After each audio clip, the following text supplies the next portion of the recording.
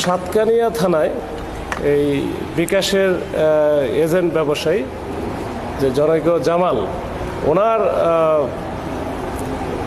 যেহেতু সে ব্যবসা করে, ওনার ওখান থেকে প্রায় 7.5 লাখ টাকার মতো হ্যাকিং করে নিয়ে যায়। এটার প্রেক্ষিতে থানায় মামলা করে।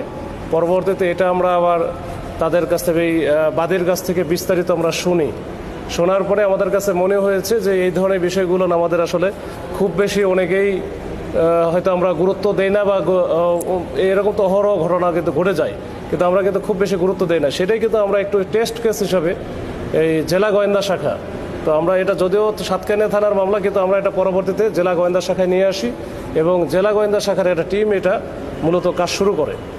তো এই কাজটা শুরু করতে গিয়ে আমরা আমাদের যে গোয়েন্দা তথ্য প্রযুক্তির যে ব্যবহার এবং ডিজিটাল বিশ্লেষণ এইটা করে আমরা মোটামুটি এই চক্রে যারা জড়িত এদেরকে আমরা প্রথমে শনাক্ত করতে সক্ষম হই। পরবর্তীতে আমরা গতকালকে রাতে আমরা অভিযান চালিয়ে এই চক্রের মোটামুটি হোতা, যেটা চট্টগ্রাম অঞ্চলের নাম হচ্ছে ইকবাল, এই ইকবালকে কিন্তু প্রথমে আমরা আটক করি এবং আটক করা কিন্তু তাকে কিন্তু আমরা খুব পাচ্ছিলাম না, তার কারণ তাদের যত কিছু আছে, যে মোবাইল নাম্বার থেকে শুরু করে তাদের মোবাইল নাম্বারে তো অভাব নাই। তো এইটা পরবর্তীতে আমরা যখন দেখছি যে তার নামে বেশ কয়েকটা মামলা আছে এই একই বিষয়গুলো নিয়ে, ফেনীতে আছে, নোয়াখালীতে আছে, এই মামলাগুলোর আমরা যখন একটা জিনিস জানতে পারি যে সে এই মামলারই সাক্ষী দেওয়ার জন্য ওই ফেনী বা নোয়াখালী যাবে, তখন কিন্তু আমরা একেবারে খুব ভোরের দিকে এই ঢাকা চট্টগ্রাম মহাসড়কের কয়েকটা জায়গায় চেকপোস্ট করে তাকে ধরা হয়, তাছাড়া কিন্তু তাকে পাওয়া মুশকিল। তো যাই হোক, তাকে ধরার পরে আমরা মোটামুটি আমরা এটা বুঝতে পারি এবং সে প্রাথমিকভাবে স্বীকার করে এবং তার সাথে যারা ছিল তাদের বিষয়গুলো আমরা যখন আমাদের যে শনাক্তকৃত যে নাম্বার ছিল এটার সাথে মিলে যায়, পরবর্তীতে তার দেয়া তথ্য মতে আমরা কিন্তু রুবেল নামে আরেকজনকে ধরি এবং তাদের কাছ থেকে তাদের যে ব্যবহারের, যে তারা যে এই প্রতারণার কাজে যে জিনিসগুলো ব্যবহার করে, বিশেষ করে ল্যাপটপ, এখানে তাদের বিকাশের অনেকগুলো রেজিস্ট্রিকৃত সিম, তারপরে যে বিভিন্ন ব্যাংকের যে ATM card, credit card, debit card, এগুলো আমরা উদ্ধার করতে সক্ষম হই। পরবর্তীতে তাদের কাছ থেকে আমরা যেটা বুঝতে পারি যে তারা এই যে প্রতারণামূলক কার্যক্রম যেটা করতেছে এটা আবার একটু ভিন্ন কায়দায়। তাদের কয়েকটা লেয়ারে লোকজন থাকে। একটা প্রাথমিক যেটা থাকে সেটা হচ্ছে তথ্য সংগ্রহ করা। তারা বিভিন্ন জায়গায় গিয়ে এই যে বিকাশ বা নগদের যারা ব্যবসায়ী আছে, বিশেষ করে যে মোবাইল ফাইন্যান্সিয়াল যে সিস্টেমটা আছে, এটার ব্যবসার সাথে যারা জড়িত তাদের কাছ থেকে তথ্যগুলো নিয়ে নেয়, তাদের মোবাইল নাম্বার থেকে শুরু করে অন্যান্য অনেক বিষয়গুলো, এবং তারা যে ওই যে তাদের রেজিস্টার আছে, রেজিস্টারের তথ্যগুলো তারা নিয়ে আসে, ছবি তুলে, হয়তো তারা বোঝেও না। তো এইটা নিয়ে আসার পরে এইখান থেকে তারা ট্রাই করে ওই যে ব্যবসায়ী আছে, ব্যবসায়ীর যে জিমেইল ব্যবহার করে অথবা জিমেইলগুলো ব্যবহার করে এই জিমেইলটা হ্যাক করার চেষ্টা করে। তারপরে এটা অনেক সময় দেখা গেলো যে আমরা তো আসলে খুব বেশি ওই যে এই পাসওয়ার্ড যেগুলো দিই, খুবই উইক পাসওয়ার্ড, এগুলো মনে রাখার জন্য আমরা কি করি, আমাদের হয়তো জন্ম তারিখ যেটা আছে ওটা দিয়ে দিই, অথবা আমার নাম দেই, আমার ওয়াইফের নাম দেই, বা এরকম কোনো কিছু এমন একটা দিই যেটা আমার মনে রাখার জন্য। তো গ্রামের লোকজন তো বা আমাদের এইসব লোকজন কিন্তু খুব বেশি সচেতন না, তখন ওরা কিন্তু ওইটা দিয়ে ট্রাই করা শুরু করে। ট্রাই করতে করতে একসময় কিন্তু মিলে যায়। এই মিলে যাওয়ার পরে যেহেতু তাদের বেসিক তথ্যগুলো থেকে আসে, ওই জন্য মোবাইল নাম্বার দিয়ে অনেক সময় পাসওয়ার্ড খুলে ফেলে, তখন এই মোবাইল নাম্বার দিলে কিন্তু সাথে সাথে ওটা চলে আসে। এরপরে তারা চলে যায় ওই যে ইউসিবিএল ব্যাংক বা অন্যান্য যেগুলো আছে, যেসব ব্যাংকের সাথে তাদের এই ব্যবসায়িক লেনদেন, ওইখান থেকে তারা ওয়েবসাইটে গিয়ে কাজগুলো করে ওই যে নতুন করে তারা ওটিপিগুলো নিয়ে আসে এই জিমেইলের মাধ্যমে। তো নিয়ে আসার পরে এইটা দিয়ে তখন তাদের তো কন্ট্রোলে এই সবগুলো, যখন পুরা মোবাইলটাই তাদের মোবাইলের ভিতরে যে অ্যাপসগুলো আছে, বিশেষ করে বিকাশের অ্যাপস, তারপরে নগদের অ্যাপস, এগুলো সবগুলো তাদের কন্ট্রোলে আসে। ওখান থেকে তাদের ইচ্ছা মতো এটা করে কি, এটা আবার হচ্ছে তাদের যে কন্ট্রোলে যে সিমগুলো আছে বা এজেন্টগুলো আছে, ওই সব জায়গায় এটা ট্রান্সফার করে বা সেন্ড মানি করার পরে এখান থেকে আবার হচ্ছে আরেকটা গ্রুপ আছে, যারা মূল বিকাশের যারা হ্যাক করতেছে, তারা তো একটা গ্রুপ আছে মেইন, একটা হচ্ছে তথ্য সংগ্রহ করতেছে, যারা হ্যাক করতেছে এটা, এবং ওর পরবর্তীতে যখন বিভিন্ন অ্যাকাউন্টে নিয়ে নিল, এটা বা কালেকশনের জন্য আলাদা আবার একটা গ্রুপ আছে, তখন তারা আবার কালেকশন করতেছে টাকাগুলো। এরপরে এই টাকাগুলো কালেকশন করে নিয়ে আসার পরে এটা কিন্তু আবার তারা যে নিয়ে নিচ্ছে এরকম না, তারা আবার এটা আমাদেরকে মিসগাইড করার জন্য তারা কিন্তু এটা আবার বিভিন্ন রকমের জায়গায় ইনভেস্ট করতেছে। কেউ এই যেমন আমরা যেটাকে ধরেছি, তারা আবার গরুর ফার্ম আছে তাদের, মানে গরুর ফার্মে এটা ইনভেস্ট করে। তো এইটা আমরা এই যে ইকবালের অ্যাকাউন্ট যেটা দেখেছি, যে এটা এক মাসেই প্রায় 63 লাখ টাকার মতো লেনদেন হয়েছে, হ্যাঁ, ট্রানজাকশন হয়েছে। তো এগুলো অন্যান্য যারা আছে তাদের অনেকের তো আমরা এখনও পাই নাই। তার মানে এদের হচ্ছে এই যে ট্রানজাকশনগুলো হয় এবং এটা হয়ে তারা বড় একটা ওই যে ফার্ম, গরুর ফার্ম বা বিভিন্ন রকমের ব্যবসা ট্যাবসা সাথে এরা জড়িত, এবং এটা আমরা বাইরে থেকে আসলে বুঝতেও পারি না। তার পাশের যে বাড়িটা আছে তারাও মনে করে যে সে তো গরুর ফার্মে গরুর ব্যবসা করে, বড় ব্যবসায়ী। তো এটা আসলে বুঝে ওঠাও মুশকিল যে আমার পাশে বড় একটা প্রতারক আছে, তো সেই কাজগুলো করতেছে। আর সবচেয়ে বড় বিষয় হচ্ছে এই যে ইকবাল, এই ইকবালের নামে মামলাও আছে।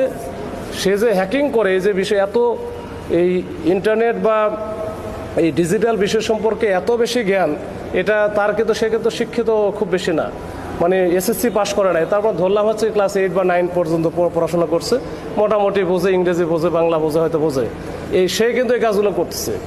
তো ওর কাছ থেকে আমার অফিসাররা মোটামুটি শিখে গেছে আর কি। আমরা যারা জানি না সেটা কিন্তু সে জানে। তো যাই হোক, এরকম একটা প্রতারক চক্র।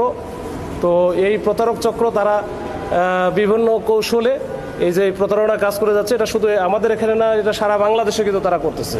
এবং একটা পার্টি আছে যারা ওই যে সিম কালেকশন, যেটা সিমগুলো আছে রেজিস্ট্রিকৃত সিম, প্রত্যেকেই সিমগুলো কিন্তু রেজিস্ট্রিকৃত, কারণ না কারণ আমি রেজিস্ট্রেশন করা আছে।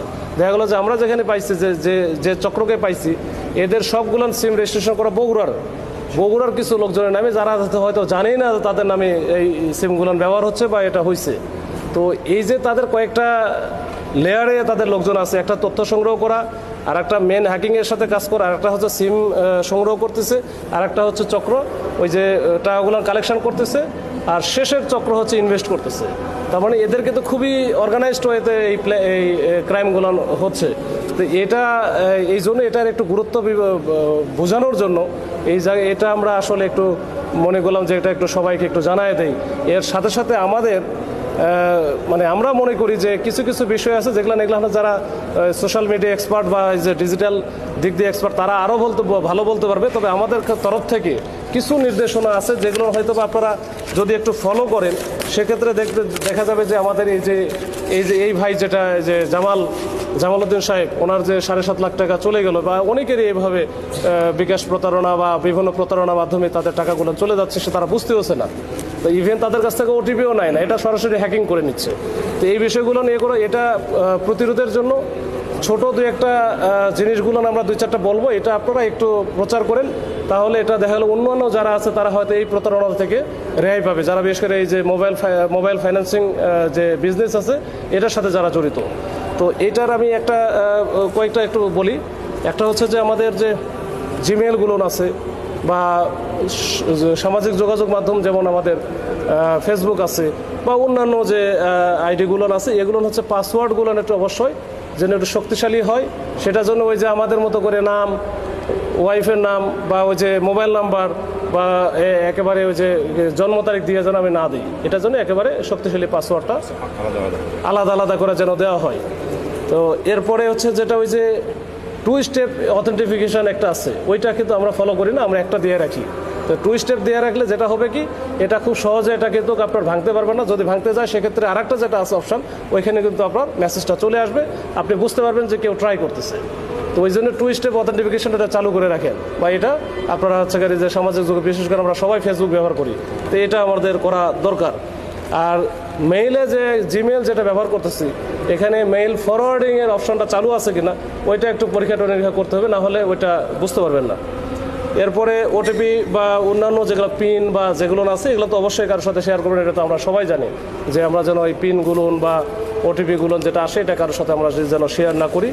এইভাবে আসলে বেশ কিছু আমাদের তথ্য যেগুলো অনেকের পরে অন্য যেগুলো আছে সেগুলো মোটামুটি আপনারা জানবেন। বিশেষ করে যে আমাদের যে পাসওয়ার্ডগুলো থাকে, ওটিপি থাকে, পিন নাম্বার থাকে, এগুলো আমরা করি কি, আমাদেরই যে মোবাইলটা আছে ওই মোবাইলে আবার সুন্দর করে সেভ করার অনেক অপশান থাকে, তো সেভ করে রেখে দেয়। তো এটা যদি চুরি হয়ে যায়, তাহলে তো ওই যে চুরি করলো সে যদি স্মার্ট চোর হয়, সে কিন্তু এগুলো মোটামুটি ব্যবহার করবে।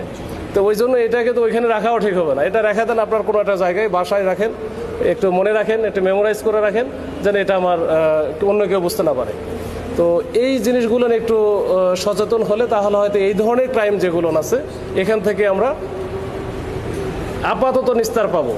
আর আরেকটা বিষয় আছে আমাদের একেবারে, এটা অবশ্য একটু বড় আঙ্গিকে, এটা আমাদের জেলা পুলিশ বা আমরা যারা কাজ করতে গিয়ে আমরা যেটা মনে করতেছি যে এই ধরনের ক্রাইম থেকে প্রতিরোধের জন্য আমাদের যারা ফাইন্যান্সিয়াল ইনস্টিটিউশনস যেগুলো আছে, বিশেষ করে ব্যাংকিং ব্যবস্থা, তারা যদি কিছু কাজ করে, যেমন হচ্ছে এই যে ডিভাইসের যে ফেস ভেরিফিকেশনের জন্য, যে একবারে ফেসটা যদি নাই, যে কোনো কিছু করতে গেলে ওটা হচ্ছে করে যে এমনিতে ওটিপি দিলে হবে না বা অন্য কোনো কিছু, এটা ফেসটা যেন ভেরিফিকেশনটা করে, তাহলে যে ব্যক্তি, আমি যেটা আছি, হয়তো আমি ছাড়া তো অন্য কেউ পারবে না, আমার ফেসটা তো, আমার চোখের যে আইরেসটা আছে এটা ছাড়া অন্য কেউ, এটা আমি ছাড়া অন্য কেউ তো দিলে হবে না। তো এইটা যেন করে, তার সাথে ফিঙ্গারপ্রিন্ট ভেরিফিকেশনটা করতে পারে, ফিঙ্গারপ্রিন্টটা নিতে, আমার ফিঙ্গারপ্রিন্ট তো আমি ছাড়া অন্য কেউ দিলে তো চলবে না। তো এইটা আবার আরেকটা আছে ডিভাইস ভেরিফিকেশন, এটা আরেকটু বড় কাজ, ওটা হয়তো এখন আপাতত নাও পারতে পারে, তবে এই জিনিসগুলো আমরা একটু মাথায় দিয়ে রাখলাম, যারা এই লাইনে কাজ করে, যারা বিশেষজ্ঞ, তারা যেন এই বিষয়গুলো একটু ভাবে, তাহলে হবে কি এই ধরনের অপরাধ থেকে আমরা কিন্তু আসলে আস্তে আস্তে মানে এটা থেকে আমরা প্রতিরোধ করতে পারবো এবং এটা থেকে আমরা আপাতত রেহাই পাবো। তো এটাই হচ্ছে বিষয়, এইটুকুই, এর বাইরে কোনো কিছু নাই। তো সবাইকে আবারও ধন্যবাদ জানাই, এখানে অনেকক্ষণ ধরে আপনারা ওয়েট করতেছেন, আমাদের একটু দেরি হয়ে গেল, তো ধন্যবাদ সবাইকে।